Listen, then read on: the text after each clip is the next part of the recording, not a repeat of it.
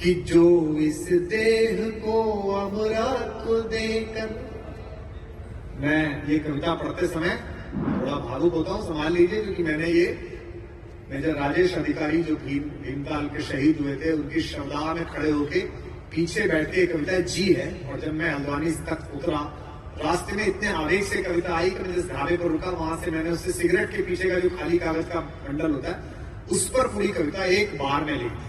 अगर मेरे जाने के बाद मुझे याद रखा गया तो दीवाना कहते इसे नहीं याद रखा जाएगा, इस कविता की वजह से याद रखेगा जो सुनाने जा रहा कि है नमन उनको कि जो इस देह को अमृत देकर इस जगत में शौर्य की जीवित कहानी हो गए।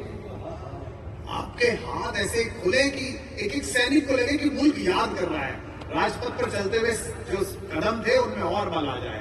ये है नमन उनको कि जो इस देह को अमृत देकर इस जगत में शौर्य की जीवित कहानी हो गए हैं।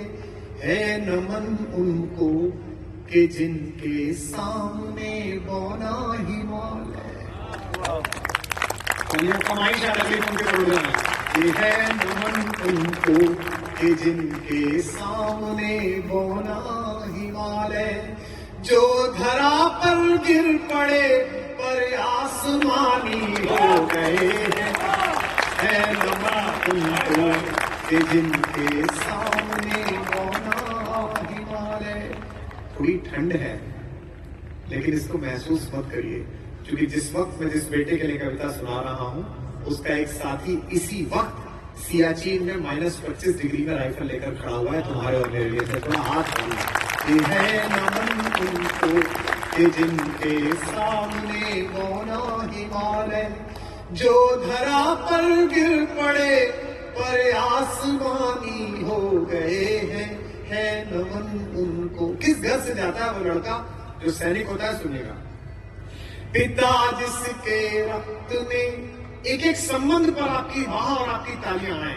पिता जिसके रक्त ने उज्जवल किया कुल वंश माथा, माँ वही जो दूध से इस देश की रज तोले आई। पिता जिसके रक्त ने उज्जवल किया कुल वंश माथा, माँ वही जो दूध से इस देश की रज तोले आई।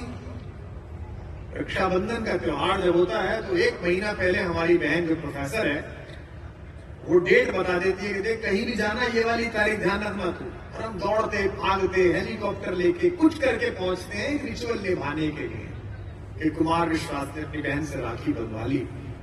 बहुत सारी बहनें ऐसी भी हैं जो इसी आदत में थाली में 3 राखियां रख लेती हैं 2 भाइयों के सामने, और बाद में हिलकियां लेकर रोते हुए याद आता है कि एक कलाई तो वहीं छूट गई तिरंगा थामे हुए, आई नहीं भाई।